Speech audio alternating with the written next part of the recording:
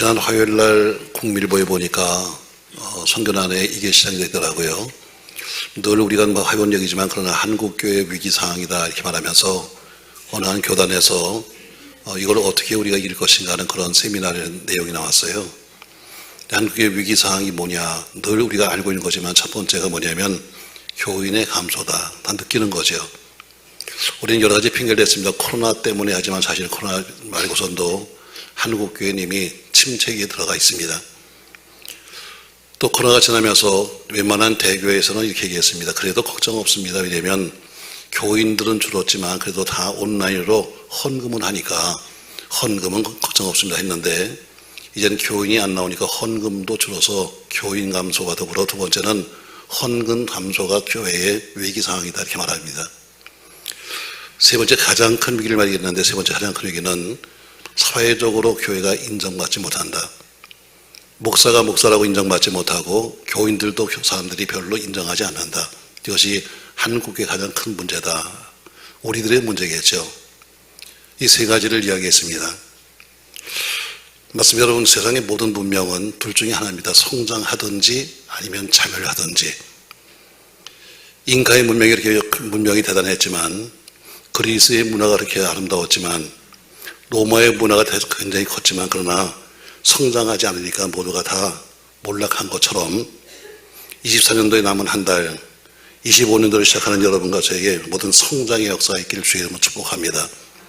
신앙만 아니라 교회도 마찬가지고 여러분의 사업도 마찬가지고 인생도 모두가 성장하기를 주의 이름으로 부탁합니다. 하나님은 모든 만물을 만드실 때 다 크게 만들지 않으셨어요. 다 처음엔 작게 만드셨습니다. 마가복음 4장 30절에 보니까 이렇게 말씀하고 있어요. 한번 같이 읽습니다. 또 이르시되 우리가 하나님 나라를 어떻게 비교하며 또 무슨 비유로 나타낼까?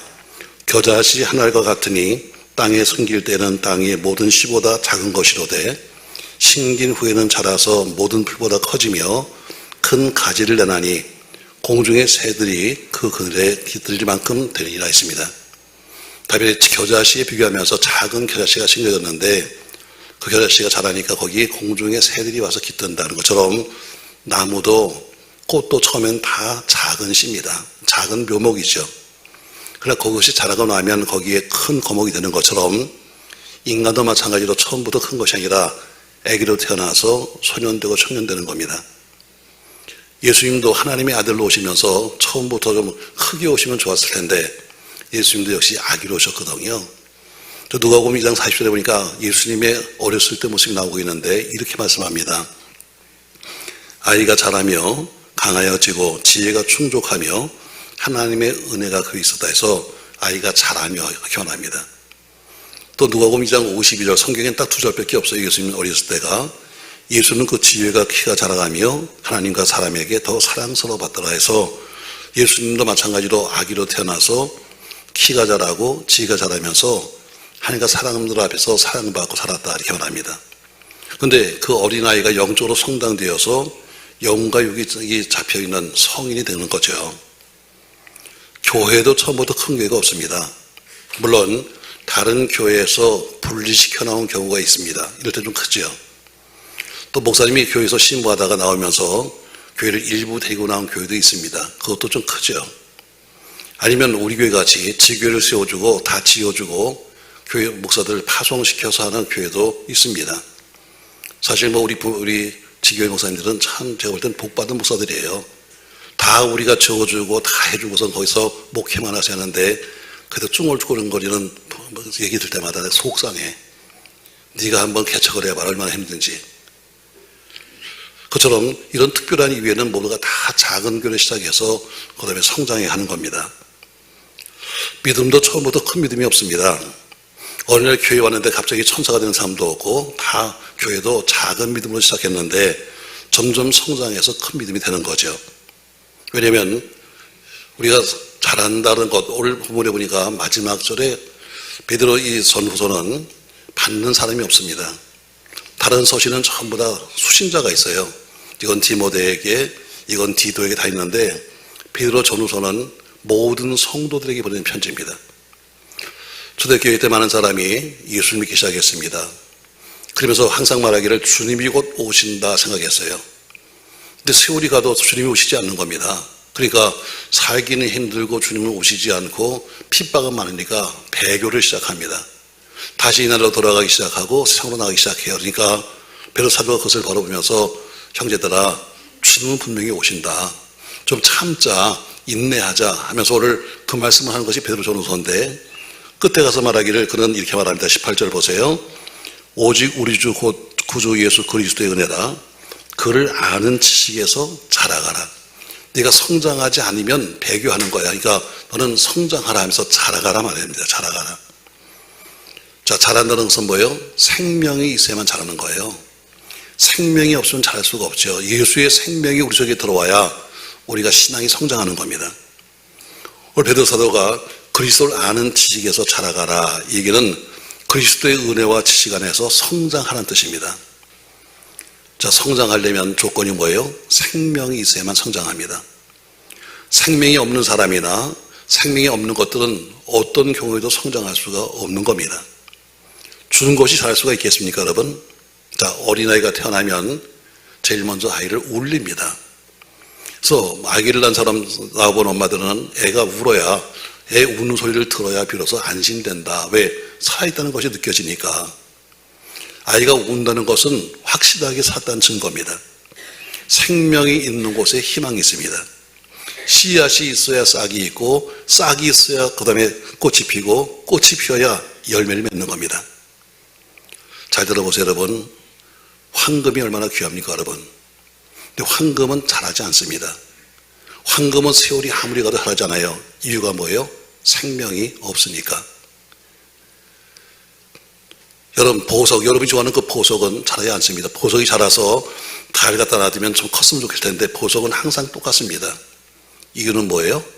뭐가 없기 때문에? 자, 답은 생명이 없기 때문에. 다시 한번 여러분, 뭐가 없기 때문에? 참, 어떻게 답까지 켜줘야 돼? 보석은 자라지 않습니다. 왜? 생명이 없으니까. 금은덩이 자라지 않습니다. 왜? 생명이 없으니까.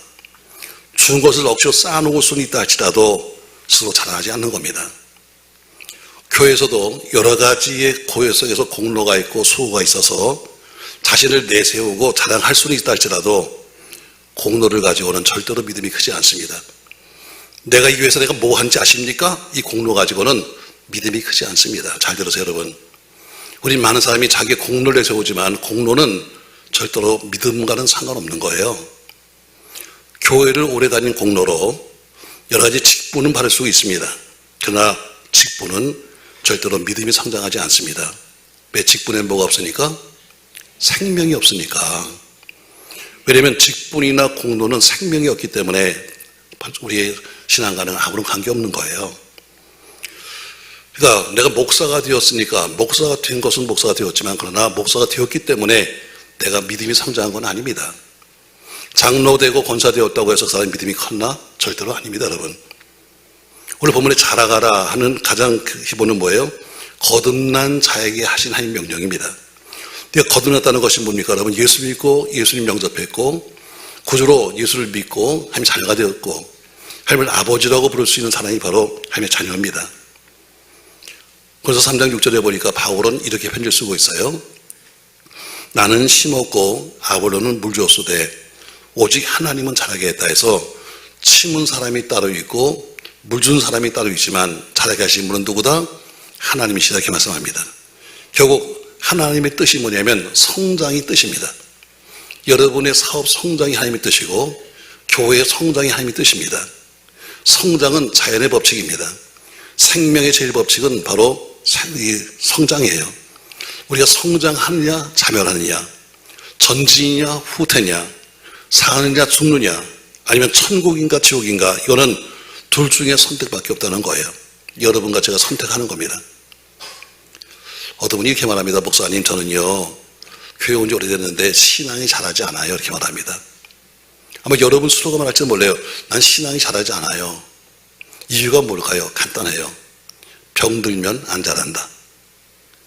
병이 들었으니까 안 자라는 겁니다. 근데 병든 자의 특징이 뭐냐? 좋은다. 좀 쳐다봐요, 옆 사람 좋다. 병든 자의 특징. 또 닭도 보세요. 닭도 병들면 뭐해? 줘라. 믿음도 병들면 어때요? 졸아요. 지금도 조는 사람이 4명 있다니까. 나 이러면 안 될 거예요. 난 항상 이렇게 말하죠. 그 사람은 여자입니다. 또 어떤 그 사람은 안경을 썼습니다. 뭐 이렇게 얘기하지. 난 절대로 이러면 안 돼. 왜? 시험 드니까. 잘하지 않는 이유는 간단합니다. 병들었을 때 안 자라는 거예요. 자, 아이가 태어났습니다. 근데 날이 가고 달이 가고 또 해가 가도 애가 자라지 않아요. 그럼 온 가정의 근심거리입니다. 엄마 아빠의 근심거리가 아니고 온 집안의 근심거리가 되는 거예요. 우리가 예수 믿고 우리가 영접해서 예수 믿고 거듭나서 이제 하나님 자녀가 되었습니다. 이렇게 말하는데 그 믿음이 성장하지 않으면 하나님께도 걱정거리요, 교회에도 근심거리요, 목사에게는 고민거리가 되는 겁니다. 저 여러분의 믿음이 성장하고 여러분의 사업이 성장하고 여러분 자녀도 믿음 안에 성장하시길 주 이름으로 부탁합니다. 자, 그러면 오늘 성장한다 하는데 성장에 4가지가 있어요. 첫 번째, 자연성장. 그냥 스스로 성장하는 걸 자연성장이잖아요. 그냥 저절로 자라는 겁니다. 자, 마태복음 6장 28절에 보니까 이렇게 말씀하고 있어요. 같이 한번 읽겠습니다. 또 너희가 어찌 의복을 위하여 염려하느냐? 들의 백합화가 어떻게 자라는가 생각하여 보라. 수고도 아니하고 길쌈도 아니하니라. 자, 들의 백합화를 봐라. 그래, 저절로 심겨진 거예요. 누가 굳이 가서 거기 수고도 안 하고 길쌈 안 해도 백합화는 자라는 거예요. 그것처럼 뭐예요? 자연성장입니다. 고린도서 3장 6절에 보니까 나는 심었고 아브라함은 물 주었으되 오직 하나님은 자라게 하셨다 말하면서 7절에 그런즉 심는 이나 물 주는 이는 아무것도 아니로되 오직 자라게 하시는 분 하나님뿐이다 이렇게 합니다. 내가 아무리 심고 내가 아무리 물을 주어도 자라게 하시는 하나님의 도우심이 없이는 자랄 수가 없는 거야. 하나님이 그 모든 것을 스스로 자라게 하세요. 그냥 자연성장입니다. 자, 여러분 교회 속에 와서 오신 여러분 보세요. 그냥 교회 와서 아무것도 안 합니다. 그냥 와서 앉아만 계신 거예요. 와서 예배 드린다고 앉아 있는데 그것도 오랫동안 다니다 보니까 들은 풍월이 있다. 그래서 어때요? 가서 들은 풍월이 있으니까 자세히는 몰라도 적당히 알아요. 무슨 얘기만 하면 이런 얘기구나. 저런 얘기를 해서 적당히 알아. 이건 자연성장이라고 그러는 거예요. 여러분 자연성장 특징이 하나 있어요. 덩치는 큰데 속은 비었다. 아이들 보세요 여러분. 아무것도 안 가르치고 애가 태어나서 아무것도 안 가르치고 집에서 교육도 안 시키면 어때요? 덩치는 산만하게 컸는데 나가서 별짓 타고 다니잖아요. 왜? 속에 들은 게 없으니까. 성장은 자연성장이 있어요. 교회 속에 많은 분이 자연성장하죠. 그냥 교회를 등록해서 왔다 갔다 하는데 들은 풍월이 있으니까 가끔가다 거긴 끄떡거리지만 속은 뭐다? 비었다. 이런 성장이 있다는 거죠. 어떤 분은 그럴까요? 속으로 이건 또 내 얘기하는 건가? 맞아요. 그 얘기입니다. 교회를 다닌다고 해서 여러분 커지는 게 아니에요. 믿음이 생기는 게 아니라 그건 자연성장. 그냥 들어서 그냥 믿음이 좀 큰 같이 보이는 거죠. 두 번째, 어쨌든 성장하려면 잘 먹어야 합니다. 아무리 생명이 있다 할지라도 살아있는 생물은 먹지 않으면 살 수가 없는 거예요. 태어난 어린아이는 뱃속에서 탯줄을 통해서 영양을 공급받습니다. 태어난다면 어머니 젖을 먹으면서 영양을 공급받죠. 다음엔 죽도 먹고 밥도 먹고 고기도 먹으면서 청년되고 장년돼요. 초식동물은 풀을 먹고 그리고 물고기들은 플랑크톤을 먹으면서 삽니다. 그래서 다 먹는 게 있는 거예요. 근데 우리 신자는 하나님의 말씀을 먹고 사는 겁니다. 아멘. 여러분 신자가 뭘 먹고 살아요? 하나님 말씀 먹고 사는 거예요. 자, 이사야서 55장에 보니까 1절 말씀에서 이렇게 말씀하고 있습니다. 같이 읽어요.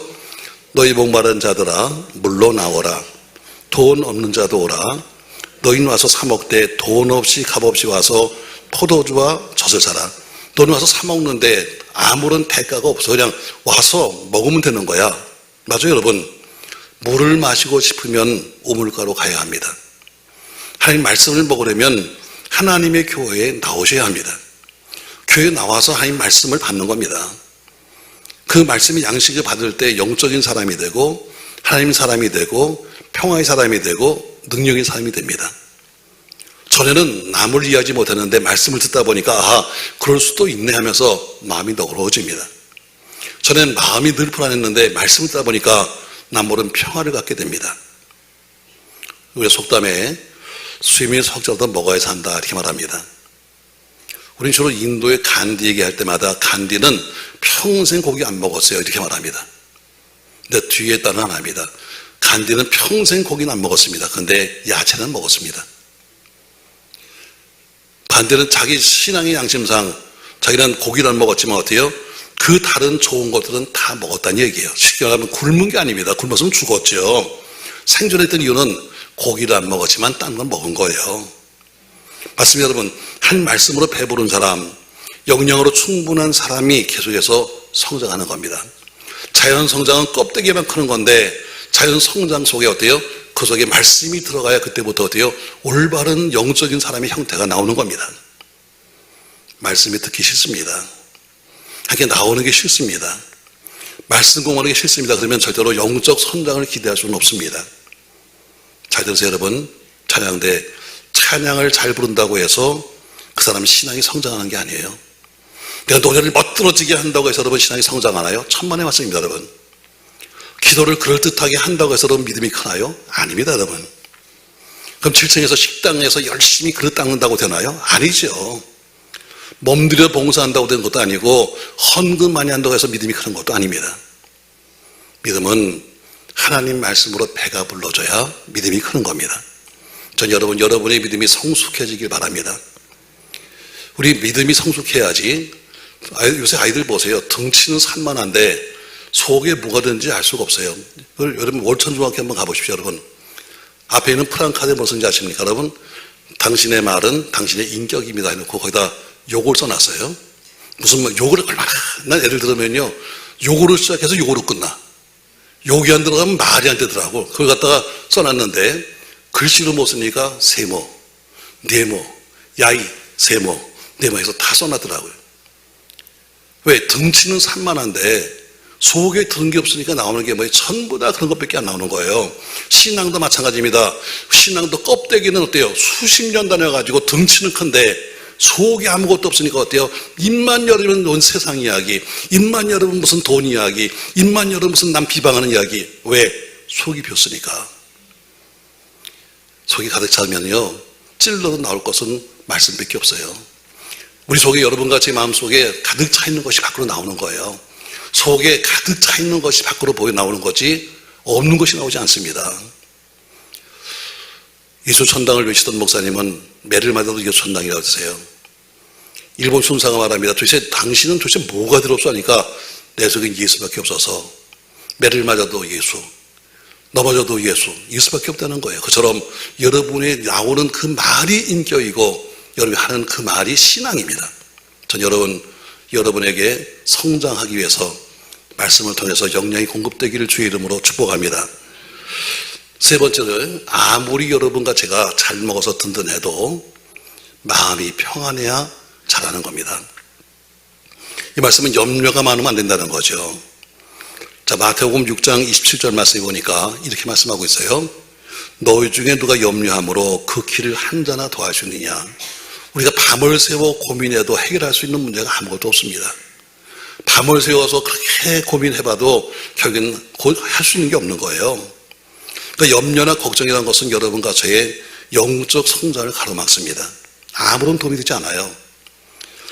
예수님 마태복음 13장에서 씨 뿌리는 비유를 말씀하시면서 밭을 이야기하고 있어요. 그중에 가시 떨기에 씨가 떨어지는데 가시가 자라서 기운을 막는 것처럼 염려와 근심은 우리 모든 성장을 가로막습니다. 성장하려고 해도 어때요? 기운을 딱 막아버리니까 모자라는 거예요. 자, 우리 어린아이들 보세요. 어린아이들은 아무런 환경을 잘 모르잖아요. 지금 무슨 일이 벌어지는지도 몰라. 난리가 났는지 아버지 사업이 망했는지 전혀 아이들은 잘 모릅니다. 그냥 아이들은요 배만 부르면 실컷 먹고 잠만 자면 되는 겁니다. 이게 아이들이에요. 자, 우리 어린아이는 간단합니다. 잘 먹고 잘 자고 잘 배설하면 건강한 거예요. 어떤 아이가 걱정이 많아가지고 엄마 젖을 먹으면서 걱정합니다. 우리 아빠 사업이 안 되면 어떡하지? 젖 먹는 애가 지금 엄마 젖을 먹으면서 걱정하는 거예요. 우리 아빠 사업이 안 되면 어떡하지? 또 어떤 애 걱정합니다. 우리 엄마 기분이 오늘 나쁘면 어떡하지? 여러분 이런 아이는 없습니다. 여러분 아이는 그냥 아무런 근심이 없으면 잘 자고 평안하면 그게 어때요? 건강한 거예요. 우리도 마찬가지로 예수 안에서 평안해야 합니다. 전 여러분에게 주 안에 평안하시기 바랍니다. 마태복음 11장 28절 말씀에서 모든 무거운 짐을 다 지고 내게로 와라. 내가 너희를 쉬게 한다고 말합니다. 쉬게 한다는 것이 뭐냐면 안식을 준다는 이야기입니다. 안식을 준다. 제가 지난 수요일 날도 설교하면서 그랬어요. 우리 목회자들 보고 들으라고 그랬어요. 수요일 날은 저희들이 갈라디아서 말씀을 하는데 목회자가 나오거든요. 교인들 여러분들이 사실 다 무거운 짐을 가지고 교회 오잖아요. 나름대로 말은 하지만 그러나 다 세상에 살면서 힘든 거 다 갖고 오는데 여러분의 무거운 짐도 힘들어 죽겠는데 그래서 어떻게 무거운 짐을 지고 와서 그래 내가 성경대로 와서 다 주님께 맡기고 가야지 했는데 맡기러 왔는데 목사가 그 위에다가 짐을 턱 얹어가지고 있으면 사람이 살겠냐? 그래서 모든 목사들아 교인에게 짐을 지우지 마라. 교인들 짐도 무거운 데 가서 목사들이 턱 얹어 타가서 내 인도 당신이 해서요. 이거는 우리가 목사일 일이 아니다. 제가 그런 얘기를 했어요. 내 짐도 무거워 다. 그렇죠 여러분? 내 인생도 살기 힘들어. 근데 교회 와서 어때요? 교회에 또 무거운 짐을 지라고 그러니까 여러분 이게 더 힘든 거예요. 어떤 분은 말합니다. 에휴 목사님 저는 걱정이 많아서 못 살겠어요. 여러분 걱정이 많아서 예수 안에서 누리는 평안은요 걱정이 없는 게 아니에요. 예수 믿어도 환난도 있고 예수 믿어도 고난도 있고 다 있어요. 아픈 것도 있고. 어떤 분은 어떤 목사님이 암 걸렸어요. 그러니까 목사님 죄가 얼마나 많아서 걸렸어요. 별짓 다 해. 여러분 목사도 다 병 걸려요. 그럼 아픈 거로 더 하겠어요 여러분. 그러나 여기서 말하고 있는 안식은 뭐냐면요 그 모든 게 편안한 게 안식이 아니에요. 주 안의 안식이라는 것은 환난도 있다. 고난도 있다. 험한 파도도 친다. 바람도 분다. 그런데도 주님 안에서 내가 편안하다. 이게 평안이지. 아무것도 없이 다 평안해서 평안한 것이 아닙니다. 여러분 모든 환난은 다 똑같이 있지만 그래도 내가 주 안에 있으니까 평안한 거야. 아멘. 전 여러분 이런 평안이 있기 바랍니다. 바울은 감옥 속에 있었습니다. 근데 감옥 밖에 있는 사람들에게 말하기를 기뻐해라. 뭐가 기쁩니까? 감옥 속에서 기뻐해라. 다시 말하는 기뻐하니 말하는 것은 뭐예요? 감옥 속에서도 그는 감옥이라는 환경을 넘어서 주 안에 기쁨이 있었기 때문에 기뻐하라고 말하는 겁니다. 가정에 어려움이 있으면 오히려 그것이 믿음이 성장할 수 있는 계기가 됩니다. 사업이 어렵고 복잡해지면 그것 때문에 여러분 믿음이 자랄 수 있는 기회도 됩니다.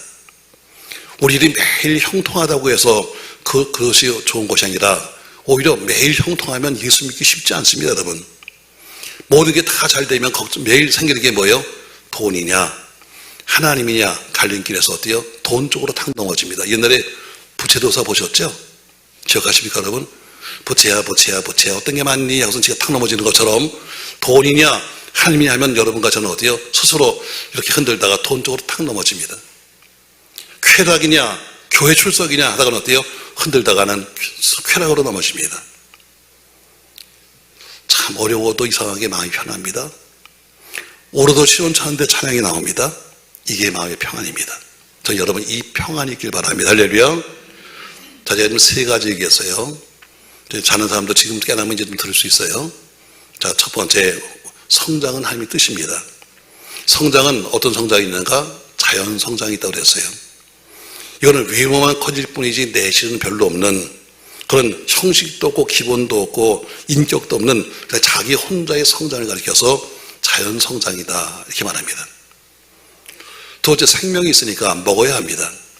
하나님 말씀을 먹었으세요. 자연 성장했는데 말씀이 믿어가니까 그때부터 골격이 세워지고 그때부터 그 신앙이 올바른 신앙이 되는 거죠.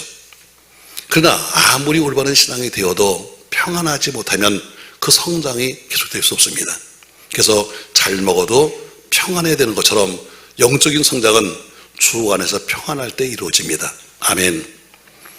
마지막으로 한 가지 그 건강을 그 신앙을 지키려면 활동해야만 됩니다. 활동.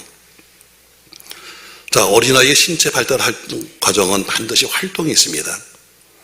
애가 태어날 때부터 움직입니다. 그게 정상이에요. 성장하면 성장할수록 건강하면 건강할수록 분주하게 움직입니다.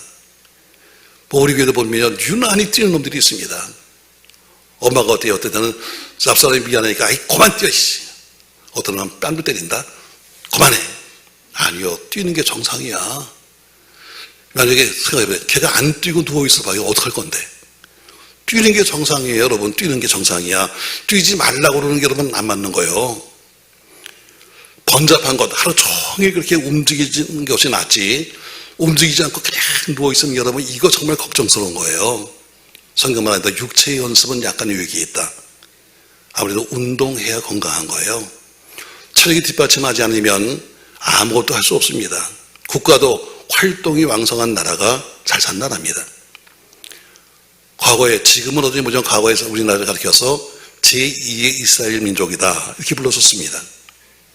영적인 세계도 마찬가지로 영적으로 건강하려면 움직여야 하고 활동해야 합니다. 봉사도 하고 전도도 하고 청소도 하고 아멘 안 할 건 알지만 그래도 해야지. 자원봉사도 하고 기도하고 그렇게 움직여야 합니다만 움직여야 영적 성장이 되는 겁니다. 예수 모르는 사람들은 죄가 그 사람을 불행하게 만듭니다. 예수 아는 사람은 진리가 우리를 자유케 만드는 겁니다. 그러니까 예수님이 아는 지식으로 여러분이 영적 지식이 자라고 여러분 능력이 자라서 하게 영광을 돌리는 그런 성도가 되기를 주의 이름으로 축복합니다. 성장하지 않으면 자멸입니다. 잘 들으세요, 여러분.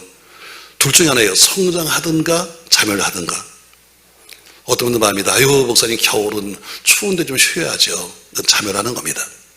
겨울 행동하기 좋고 기도하기 좋고 봉사하기 좋고 말씀 보기 좋은 때가 겨울입니다.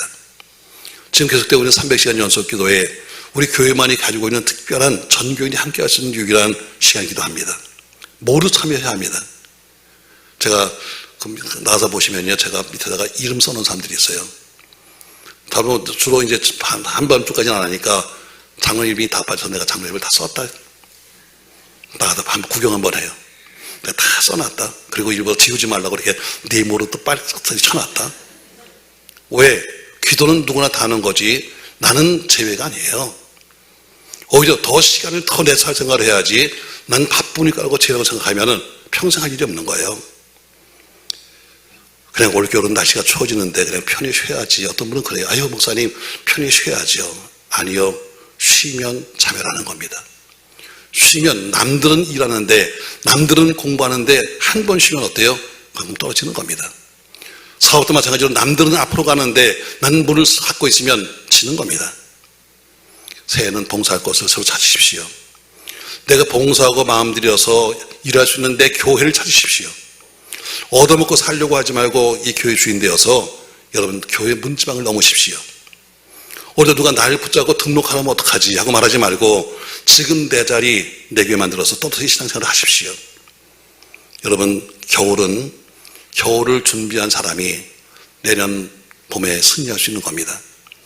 저희는 지금 금요철 때마다 호세아서 말씀을 하고 있는데 지난주간 호세아서 말씀에 너희는 묵은 땅을 기억하라 이 말씀이었어요. 자, 묵은 땅을 기억하지 않으면 올해 겨울 전에 아유 귀찮은데 그냥 있지 뭐 그러면 어때요? 묵은 땅엔 씨를 뿌려도 나오지 않아. 왜 우리가 농부들이 어때요? 그 힘을 들여서 다 밭을 가는가?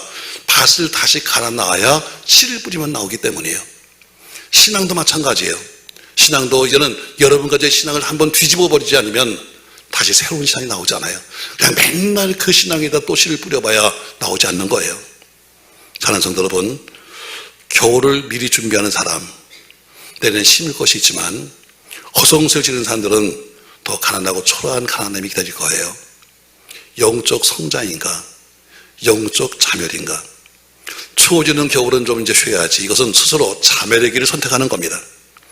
중단 없는 전진, 중단 없는 영적인 성장, 부흥되는 교회와 함께 부흥되는 가정과 신앙, 영적인 세계와 육적인 삶은 직결되어 있다는 것을 기억하면서 현명한 겨울, 일하시는 겨울, 승리한 겨울 되기를 예수님의 이름으로 부탁합니다. 한 번 더 말해요, 여러분. 우리가 신앙이 성장하지 않는 것은 뭐였기 때문이다? 병들었기 때문이다. 병든 자의 특징은 뭐다?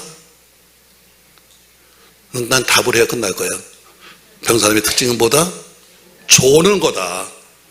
또 조는 사람이 있으면 알려주세요. 당신 병들었네요. 정확해요. 병들었으면 좋을 수밖에 없는 거예요. 자, 말씀 정리해봅시다, 여러분. 오늘 저는 여러분들에게 베드로 사도가 쓴 편지 맨 마지막은 항상 결론입니다. 결론에 너희는 영적으로 성장해야 한다 하는 말씀으로 말씀을 맺어요. 그럼 우리는 이 겨울을 어떻게 지낼 거냐? 성장할 것이냐 자멸할 것이냐? 우리는 성장해야 합니다. 근데 성장은 어떻게 해요? 그냥 씨만 뿌려도 자라는 자연 성장이 있다. 자연 성장한 교인들은 외모로는 직분도 있습니다. 들은 경륜도 있습니다. 그러나 속은 비었습니다. 그러니까 입을 열면 신앙이 나오는 것이 아니라 입만 열면 세상 얘기가 나오는 것은 속이 비었기 때문입니다. 두 번째, 모든 생명체는 먹어야 합니다. 그처럼 신앙이 성장하려면 하나님의 말씀을 먹어야 합니다. 세 번째, 아무리 잘 먹어도 평안해야 합니다. 그처럼 우리는 영적으로 주 안에서 평안을 누려야 성장합니다. 아무리 튼튼하다 할지라도 활동하지 않고 운동하지 않으면 지킬 수 없습니다. 마지막으로 여러분의 영적 활동, 기도하고 찬송하고 봉사하고 헌신하는 영적 활동이 여러분을 성장하게 만드는 겁니다. 지지난주간인가요? 저희 후배가 열흘 금식을 시작했습니다. 제가 금식하는 날 아침에 제가 문자를 보냈습니다. 목사님, 믿음은 이런 거야. 이건 제 얘기가 아니라 하용조 목사님이 하신 말씀인데 제가 거기다 써서 보냈습니다. 목사님, 믿음은 다리를 보고 건너가는 게 믿음이 아니야. 믿음은 다리가 없는 것을 알면서도 내가 한 발짝을 디디면 다리가 생긴 것을 믿는 게 믿음이야. 다시 말해 여러분, 믿음은 놓여진 다리를 보면서 다리로 걸어가는 게 믿음이 아니야. 이건 다 할 수 있어 누구나. 믿음이 뭐냐? 다리가 없어요. 그러나 내가 한 발을 디디면 분명히 다리가 생긴다는 것을 믿는 게 믿음이야. 보이지 않는 걸 믿는 게 믿음이에요. 저 여러분과 저의 신앙이 눈에 보이는 길을 가는 것이 아니라 때로는 길이 없다 할지라도 그분이 나를 도우실 것을 믿으며 한 발을 내딛는 믿음의 12월 되시기를 예수님의 이름으로 축원합니다. 고마우신 전능하신 아버지, 겨울이 되고 나니까 사람들이 쉬겠다는 말을 많이 합니다. 쉬는 것은 결국 자기 자멸입니다. 쉬려고 하지 말고 어떻게 하면 더 우리가 성장할 수 있을까? 우리가 묵은 땅을 갖다 기경하고 다시 씨를 뿌려야 될 텐데 그냥 묵은 땅대로 살려고 하지 말고 기경할 수 있는 힘과 능력이 있도록 축복하시고 우리 모두가 새롭게 영적 성장, 또 믿음의 성장, 또 사업의 성장, 모든 가정의 성장이 있도록 축복하여 주시옵소서. 예수님의 이름으로 기도합니다. 아멘.